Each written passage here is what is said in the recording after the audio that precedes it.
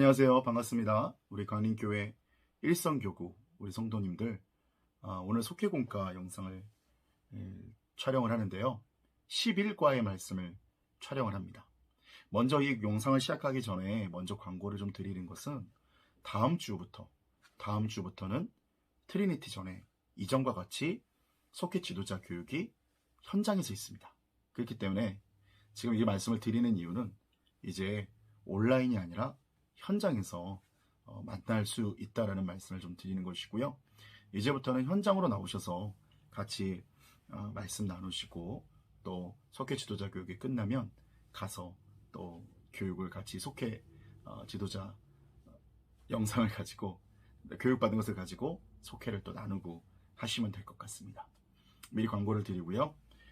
시작을 하겠습니다. 레위기 16장 1절에서 10절까지 말씀이고요. 그리고 29절에서 34절까지의 말씀을 함께 나누겠습니다.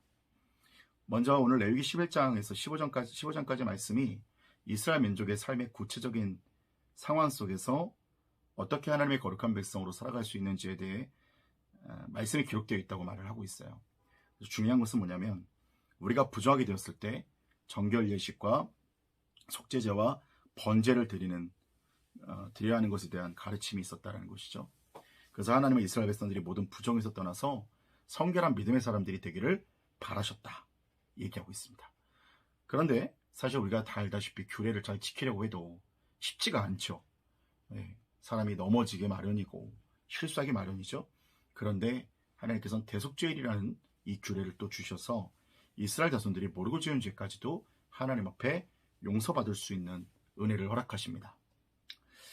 자, 오늘 대속죄일에 대한 그 규례에 대해서 이야기하면서 정결한 삶을 살 수 있도록 노력하고, 혹여 내가 모르는 죄를 지을지라도 대속죄를 통해서 완전히 깨끗하게 될 수 있다는 것을 오늘 말씀을 하고 있는 것이죠. 오늘 정결한 자로 구별되기 원하시며 거룩한 삶을 살기 원하시는 하나님의 뜻을 기억하셨으면 좋겠고요. 그리고 본문 말씀을 통해서 우리가 함께 기도의 제목을 얻었으면 좋겠습니다. 먼저 첫 번째로는요, 하나님의 명령을 겸손함으로 잘 지켜야 합니다. 하나님의 명령을 겸손함으로 잘 지켜야 합니다. 하나님은 제사장들도 지성소에는 함부로 나오게는 못하게 경고하셨는데, 대속죄일에는 들어가게 하셨습니다. 지성소에 들어갈 수 있게 하셨다는 것이죠. 그런데 4절에 보니까 이렇게 말씀해요.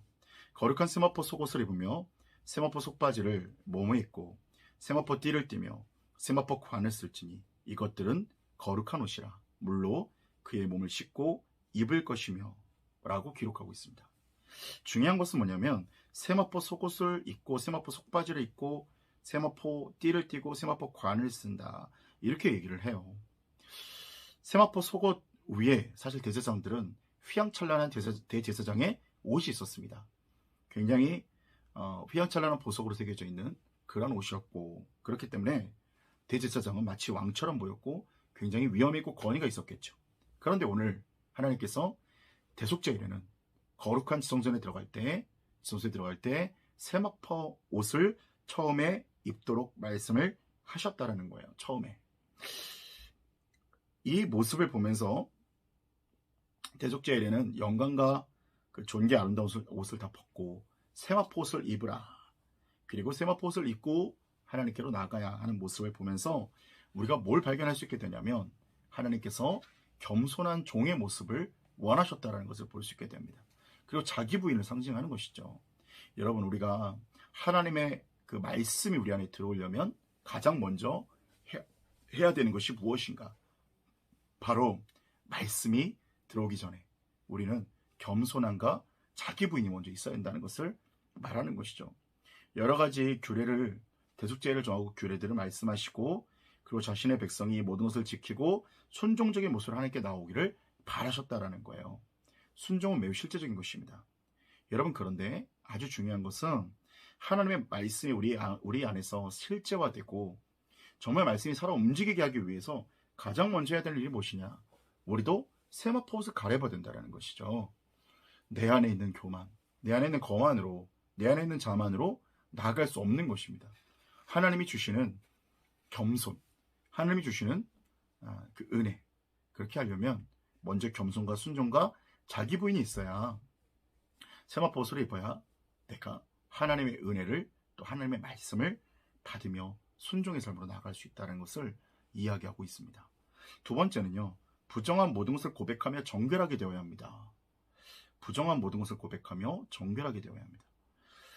대속죄일의 규례에 대한 예물 잠깐 나누면 짐승이 5마리였습니다.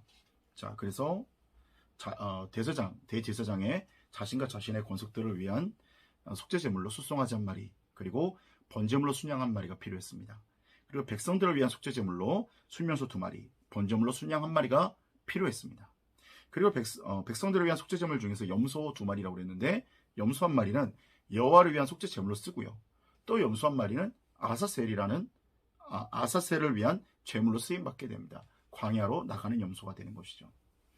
자, 그리고 아론도 대제사장의 아론도 자기와 자기 권속을 위해서 숫송아지로 제사를 드리고 그리고 하나님 앞에 정결함으로 나아가게 되는 것을 보게 됩니다. 그리고 이때 향로를 취해서 연기가 나와서 하나님을 정면으로 응시하지 못하도록 그렇게 조치를 하였던 것이죠. 그리고 숫송아지의 피를 취해서 손가락으로 속죄소 동편에 뿌리고 그리고 또 손가락으로 그 피를 속죄소 앞에 7번 뿌리게 되는 것을 볼 수 있게 됩니다. 자, 이후에는 나와서 백성들을 위한 속죄제를 위해서 염소를 잡고요. 그리고 염소의 피를 가지고 다시 지성소 입장에서 똑같이 언약궤 뚜껑과 언약궤 앞에 피를 뿌리고 이번에는 향단과 번제단 귀퉁이 뿔들에도 피를 바르게 됩니다. 이렇게 피를 뿌리고 그리고 바르는 이유는 이스라엘의 죄와 부정과 죄로 더러워진 지성소와 성소, 성막의 번제단을 성결하게 하기 위함이에요. 자, 동물들의 피가 뿌려지는 모습, 여러 가지 절차들이 진행되는 모습. 사실 이게 진행될 때에 그 동물들이 그냥 죽는 것이 아니라 도살당하는 것이 아니라 정말 처참할 정도로 찢김을 당하거든요. 이스라엘 백성들은 그 모습을 보면서 어떤 생각을 들었을까요? 정말 내 죄가 이렇게까지 정말 찢임 당할 만한 그런 추악한 죄구나. 정말 큰 죄구나라는 걸 이스라엘 백성들은 깨달았을 것 같아요. 이 동물이 산산조각 내는 거 보면서 내 죄를 위해 죽는 모습을 보면서 내 죄라는 것이 얼마나 잔인하고 무서운 것인가를 처절히 깨달았을 것 같습니다. 자, 오늘 우리도 신약시대를 살아가는 우리도 동일하게 우리는 동물의 피를 뿌리진 않죠. 지금 소나 양을 잡고 염소를 잡진 않죠. 그렇지만 우리 신약시대를 넘어왔을 때는 예수 그리스도의 보혈, 예수님께서 이렇게 정말 비참할 정도로 피를 흘리시고 찢음을 당하셔서 우리의 죄를 대속하셨습니다. 그렇기 때문에 우리는 매일같이 우리의 죄가 예수 그리스도로 인해서 용서받았음을 우리는 시인하고 고백하며 매일매일을 믿음으로 고백하고 성결한 삶을 살아가야 합니다. 오늘 이 대제사장의 이 모습처럼 우리도 그렇게까지 피를 뿌리고 이런 복잡한 일은 없지만 우리는 믿음으로 주님의 보혈로 인해서 우리를 정결하게 하는 것이죠. 오늘도 주님의 은혜로 주님의 피로 정결하게 되었습니다.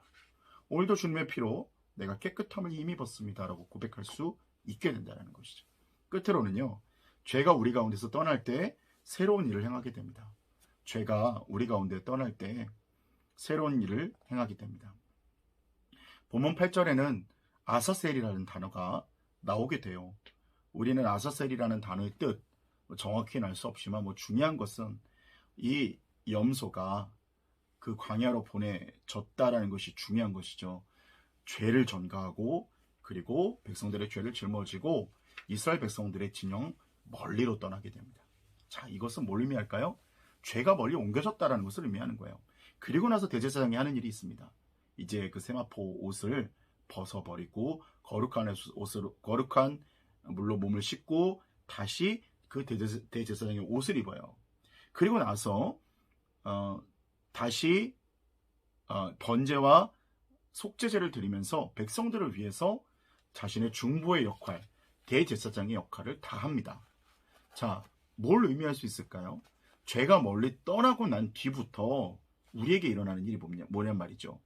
성도가 하는 일이 시작이 된다는 거예요. 성도가 어떤 일을 하는 사람인가요? 세상과 하나님을 중보하는 사람입니다. 우리로 인해서 우리는 빛과 소금이라고 그랬어요. 자, 빛이라는 것은 어둠을 밝히는 역할을 하는 것이잖아요.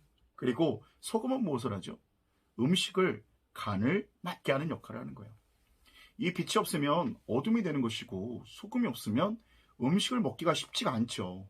자, 오늘 그런 것처럼 그리스도인의 역할은 이 어두운 세상 가운데서 빛이 되는 것이고, 그리고 정말 사람들을 죄인된 이 세상과 하나님을 사이를 중보하면서 이들을 주님께로 돌리는 역할을 하는 것이 바로 그리스도인의 역할입니다. 그런데 죄가 있으면 그 역할을 못한다는 거예요. 죄가 있으면 밟히게 된다는 거예요. 죄가 있으면 소금이 맛을 잃으면 버림받고 밟히게 된다는 거예요. 쓸데가 없어진다는 거예요. 소금이 맛을 잃었는데 무슨 의미가 있겠습니까? 그죠? 그런데 죄가 있으면 맛을 잃어버려서 아무 쓸데 없다라는 거예요. 그런데 죄가 떠나고 난 다음부터 사명을 시작하는 모습을 보게 됩니다. 이 대제사장이 드디어 사명을 시작합니다. 중보하는 사명을 시작하고 죄에 대한 회개를 시작합니다. 여러분, 우리도 마찬가지라고 생각합니다. 우리도 마찬가지인 것입니다. 우리에게 죄가 있을 때는 우리의 사명이 아무리 빛이 되고 싶어하고 아무리 소금이 되고 싶어하지만 우리 능력으로 어떻게 예수님처럼 살 수 있겠어요?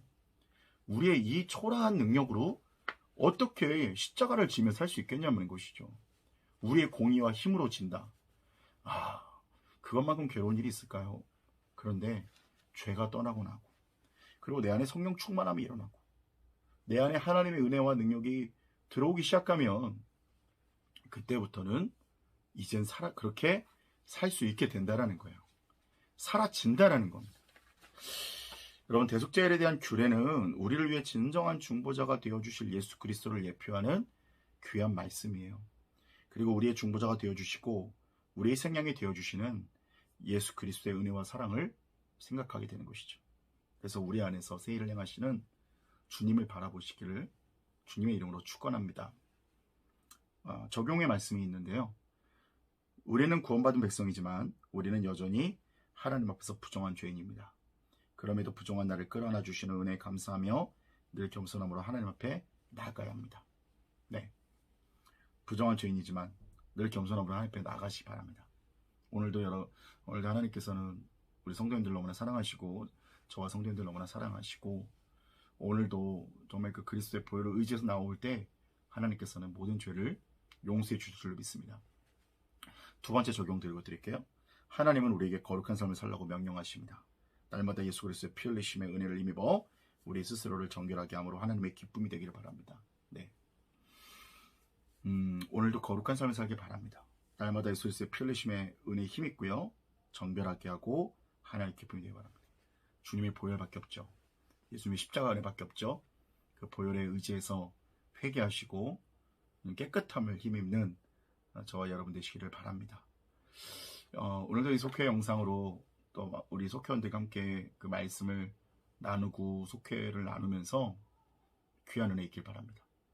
요즘 들어서 굉장히 귀한 간증들을 좀 듣게 되는데 속회가 잘 안 되었는데 속회가 좀 살아나기 시작했다라는 분도 계셨고, 또 어떤 교구는 좀 속장으로서 항상 이렇게 1인 속회를 하다가 용기를 내서 부진자 가정에 찾아가서 속회를 드리는데 지금 매주 드리고 있다.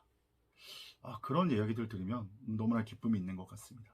여러분, 이 속회가 정말 생명력이 있어서 각자 그 속으로 모였을 때 하나님의 말씀을 서로 나누고 깨닫는 은혜가 있고, 그리고 서로 또 변화되는 역사가 일어나기를 바랍니다. 삶을 나누시고 정말 주님의 은혜 가운데서 서기를 주님의 이름으로 기원하고 축원합니다. 감사합니다. 이번 한 주도 좋은 하루 되시고요. 사랑하고 축복합니다.